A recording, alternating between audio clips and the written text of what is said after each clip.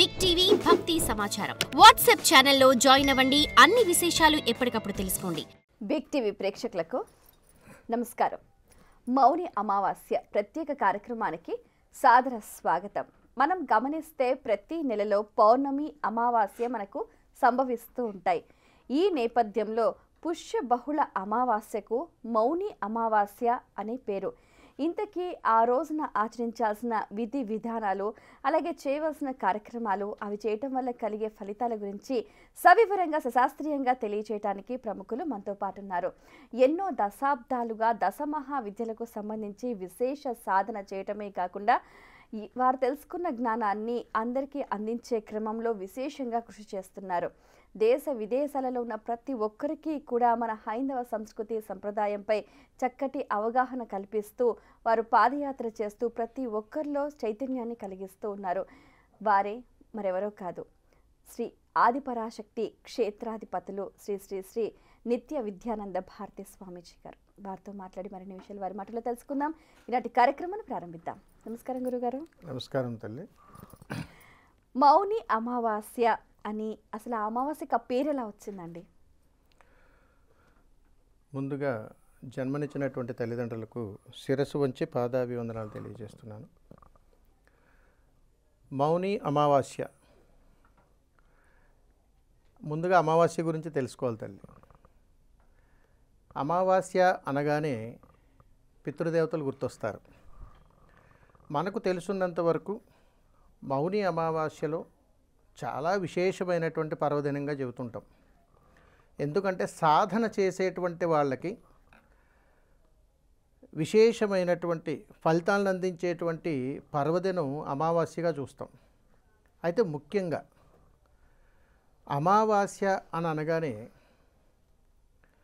చాలా సందర్భాలలో ఒక మూఢనమ్మకం ఉంటుంది.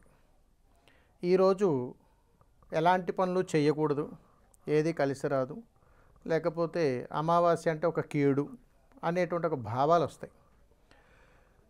కానీ మౌని అమావాస్యకు ఒక విశేషమైనటువంటి ఫలితాలు ఉన్నాయి. మౌని అమావాస్య అని అనగానే పితృదేవతలకు వారికి కావలసినటువంటి సపర మర్యాదలు చేసేటువంటి దినంగా చెబుతాం. వాస్తవికంగా చెప్పాలనంటే ఈ మౌని అమావాస్యలో ఎక్కువగా మనకు తెలుసున్నంతవరకు ఆచార వ్యవహారాల దృష్ట్యా ఎక్కువగా గుర్తొచ్చేటువంటిది నదీ స్నానాలు. ఈ మౌని అమావాస్య ఎప్పుడు వస్తుంది తల్లి? కుంభమేళ సందర్భాలలో ఎక్కువగా చెప్తూ ఉంటారు. అంటే ఏ అమావాస్య అంటారు? పుష్య బహుళ అమావాస్య. ఎందుకనంటే శుభ పర్వదినాలలో సాక్షాత్తు శ్రీ మహావిష్ణువు యొక్క అనుగ్రహాన్ని పొందడానికి ఈ మౌని అమావాస్య అనేటువంటిది విశేషమైనటువంటి ఫలితాలు వస్తుంటుంది. ఎక్కడైనా కానీ అమావాస్య రోజు,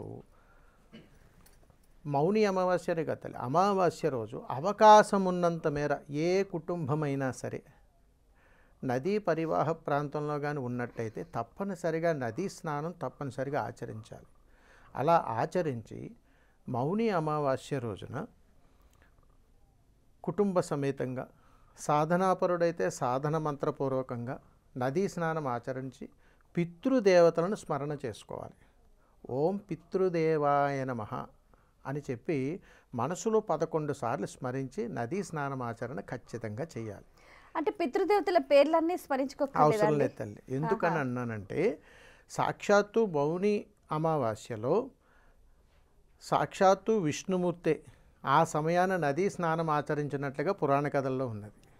అందుకని మౌని అమావాస్య రోజు గృహములో కానీ ఉన్నట్టయితే సాయంకాలం పూట తులసి ఆరాధన చేసి నేతితో దీపాన్ని వెలిగించి కాస్త బెల్లమును నివేదనగా సమర్పిస్తారు. అదేవిధంగా శ్రీ మహావిష్ణువు యొక్క దేవాలయాన్ని కూడా ఆ రోజు సందర్శించడం చాలా సర్వోత్తమైనటువంటి విధానం. తద్వారా పితృదేవతలకు వారి యొక్క ఆశీర్వాదం మన మీద ఉండటంతో పాటుగా సాక్షాత్తు శ్రీ మహాలక్ష్మీదేవి, శ్రీ మహావిష్ణువు వారి యొక్క అనుగ్రహంతో సంపూర్ణమైనటువంటి ఇతి బాధల నుంచి బయటపడిపోతుంటాం. ముఖ్యంగా చెప్పాలి అని అంటే నదీ స్నానం ఎందుకు చెయ్యాలంటే సాక్షాత్తు గంగమ్మ అనుగ్రహం కూడా ఇక్కడ ఉండాలి. మౌని అమావాస్యలో చెబుతారు. అంటే శివకేశవులిద్దరికీ కూడా అత్యంత ప్రీతికరమైనటువంటి రోజు మౌని అమావాస్య. ఈ మౌని అమావాస్య రోజు ముఖ్యంగా పాటించవలసినటువంటి కనీసపు ధర్మం ఒకటి ఉన్నది. మీకు ఏమైనా అవగాహన ఉన్నదమ్మా? ఆ ధర్మము మౌనం. అంటే మౌని అమావాస్య రోజున అవకాశం ఉన్నంత మేర మాట్లాడకూడదు. ఈ ఒక మౌనం పాటించిన ఒక మునికి సంబంధించి కూడా ఒక కథ అంటూ ఉంటారు కదా గురుగారు. ఇవి పురాణ కథల నుంచి కూడా చాలా విధి విధానాల నుంచి శాపాలు తీసుకున్నటువంటి సందర్భాలు కూడా ఉన్నాయి. సాక్షాత్తు శ్రీ మహావిష్ణువుని ఘోరమైనటువంటి తపశ్శక్తి చేసి స్వామివారిని ప్రసన్నం చేసుకుని ఉన్నప్పుడు ఆ వచ్చినటువంటి తపశ్శక్తిని సద్వినియోగం చేసుకోకుండా దుర్వినియోగపరిచినటువంటి సందర్భాలు కూడా చాలా విధానాల్లో జరిగాయి. అందుకని ఈ మౌని అమావాస్య రోజున క్షోభతరమైనటువంటి విధానాలు ఎక్కువగా జరుగుతాయి కాబట్టి అవకాశం ఉన్నంత మేర ఉపవాసం ఉండాలని చెబుతారు. అందుకని మౌని అమావాస్య రోజున ఉపవాసం ఉండి అవకాశం ఉన్నంత మేర వారి శక్తి కొద్దీ ధనమును కానీ బంగారము కానీ భూమికి సంబంధించి కానీ ఏదైనా దేవాలయాల్లో భాగస్వామ్యం అవటం కానీ వారి శక్తి మేర ఏదైనా దానాన్ని ఇవ్వమని చెబుతుంటాం. అందుకని మౌని అమావాస్య రోజు నువ్వు ఎన్ని దానాలు చేసినా, ఎంత ఉపవాస దీక్ష చేసినా, ఎన్ని పొర్లు దండాలు చేసినా రానంత పుణ్యం నువ్వు మౌనంగా ఉన్నప్పుడు వస్తుంది. అందుకని మౌని అమావాస్య రోజు నదీ స్నానం ఆచరించి మౌన దీక్షను చేపట్టి నీ శక్తి కొద్దీ ఏదైనా దానాన్ని ఇవ్వటానికి శ్రీకారం చేసి శ్రీ మహాలక్ష్మి లేదా శ్రీ మహావిష్ణు దేవాలయాన్ని సందర్శించి మీ శక్తి కొద్ది ఆ దేవాలయంలో కాసేపు కూర్చొని ఓం పితృదేవాయ నమః అనేటువంటి మంత్రాన్ని 11 సార్లు పట్టించుకుంటే చాలు. చాలా చక్కగా అద్భుతమైనటువంటి ఫలితాలు పొందడానికి మన పూర్వీకులు మనకిచ్చినటువంటి సనాతన ధర్మంలో ఒక అద్భుతమైనటువంటి ఘట్టం. గురుగారు, అయితే మనకు ప్రతి సంవత్సరం పుష్యబహుళ అమావాస్య వస్తుంది. ప్రతి సంవత్సరం వచ్చేదాన్నే ఈ పర్వదినంగా పరిగణించాలా, లేకపోతే కేవలం ఈ కుంభమేళా సమయంలో వచ్చేదాన్నే మనం మౌని అమావాస్యగా పరిగణిస్తామా? ఈ కుంభమేళాలో విశేషమైనటువంటి పర్వదినం ఉంది తల్లి. అందుకని ఖచ్చితంగా ఎక్కడైతే ఈ కుంభమేళా సంక్రమణం జరుగుతుందో ఆ సందర్భంలో పాటించేటువంటి దానికి విశేషమైన ఫలితం ఉంటుంది తప్ప మిగిలిన సమయాల్లో వచ్చేటువంటి మౌని అమావాస్యల్లో కూడా మనంత ప్రాతిపాదికంగా తీసుకోవాల్సిన అవసరం ఉండదు. అయితే గురుగారు, మనకు కుంభమేళాలో షాహీ స్నాన్ ముఖ్యమైన తేదీలు చెప్తూ ఉంటారు కదా, అందులో కూడా మకర సంక్రాంతి అని, మౌని అమావాస్య అని, వసంత పంచమి అని, మాఘ పూర్ణిమ, శివరాత్రి. అయితే వీటిలలో ఈ అన్ని పర్వదినాలు ఫస్ట్ షాహీ స్నాన్కి, తర్వాత ఈ మౌని అమావాస్యకి కొన్ని కోట్లలో అందరూ స్నానాలు చేస్తూ ఉంటారు. మరి అప్పుడు ఆ పుణ్యం అందరికీ సమానంగా వస్తుందంటారా? అంటే సాధువులతో పాటుగా స్నానం చేస్తే వారి పుణ్యం కూడా వీరికి వస్తుందా? అలా కాదు తల్లి, సాధువులతో పాటు వచ్చేటువంటి పుణ్యం కాదు. ఈ కుంభమేళ అనేటువంటిది ఒక సంక్రమణం. అంటే కుంభ సంక్రమణం వరకు, అంటే మనకు మకర సంక్రమణం నుంచి కుంభ సంక్రమణం వరకు జరిగేటువంటి ఈ ప్రాతిపాదికలో ఎన్నో పర్వదినాలు ఉన్నాయి.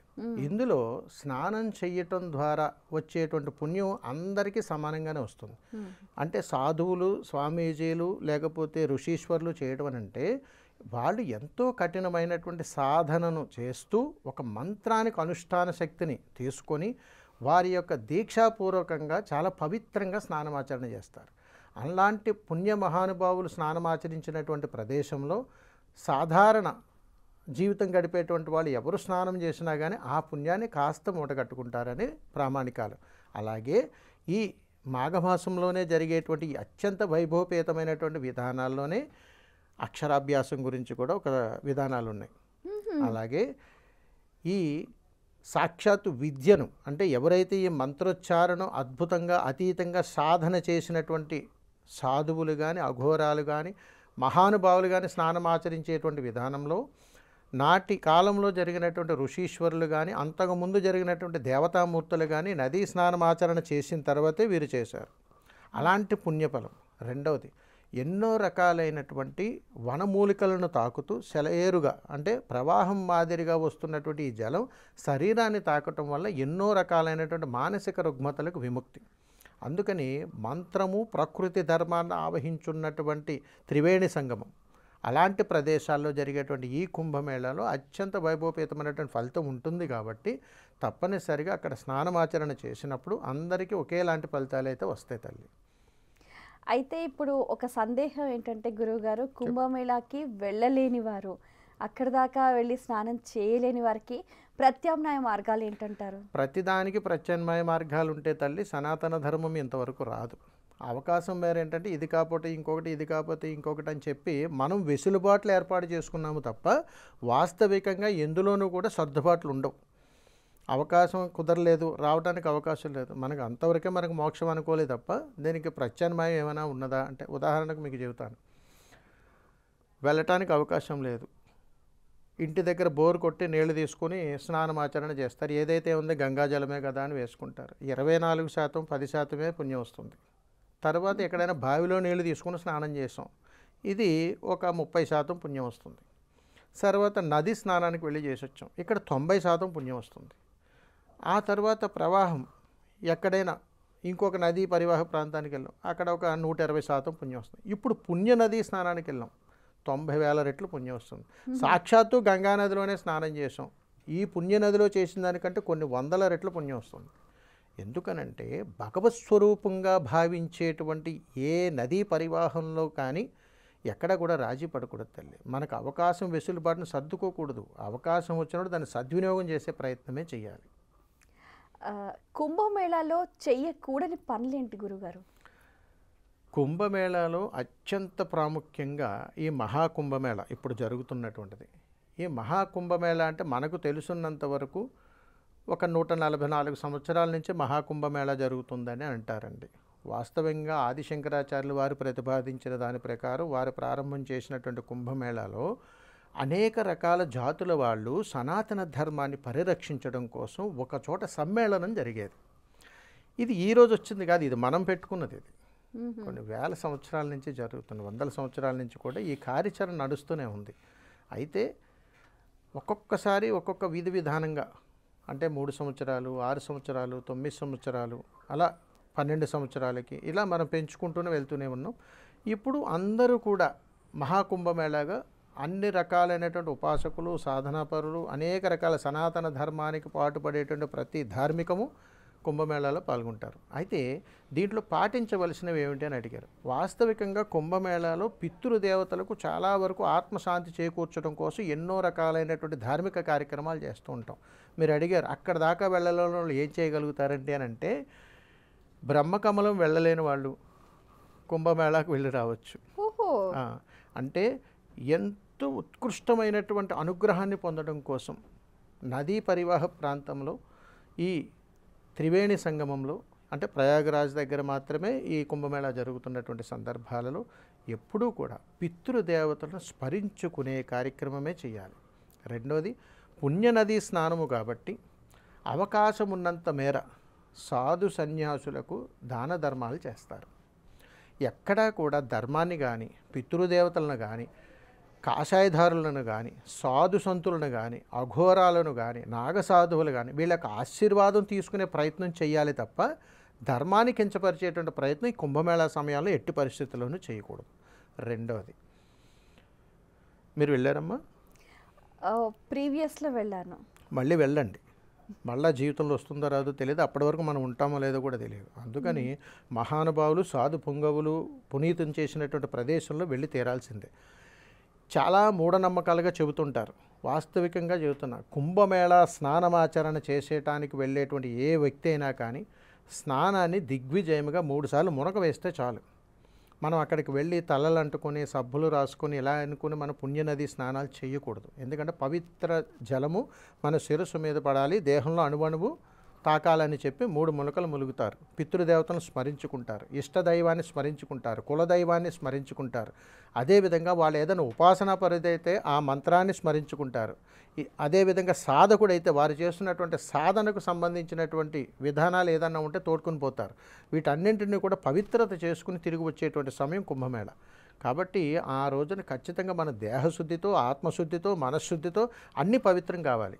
కాబట్టి ఇది ఎప్పుడో కొన్ని సంవత్సరాలకు ఒక్కసారి వచ్చేటువంటి మహాకుంభమేళగా భావించి చాలా చక్కగా దీన్ని పవిత్రంగా సాక్షాత్తు భగవంతుని వల్లనే మనం ఉన్నామనేటువంటి ఒక భావంతో ఈ ప్రయాణం జరుగుతుంది తల్లి. ఎందుకంటే అందరు దేవీ దేవతలు అక్కడ స్నానమాచరణ చేసిన తర్వాత మనకు అనుగ్రహం వస్తుంది.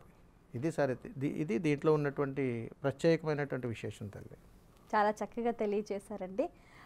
మీ అమూల్యమైన సమయాన్ని కేటాయించి ఎన్నో విషయాలు మాకు తెలియజేసినందుకు ధన్యవాదాలు. శుభం తల్లి, నమస్కారం.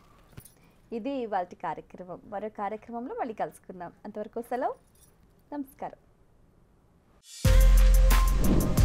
For more videos like this, subscribe Big TV channel.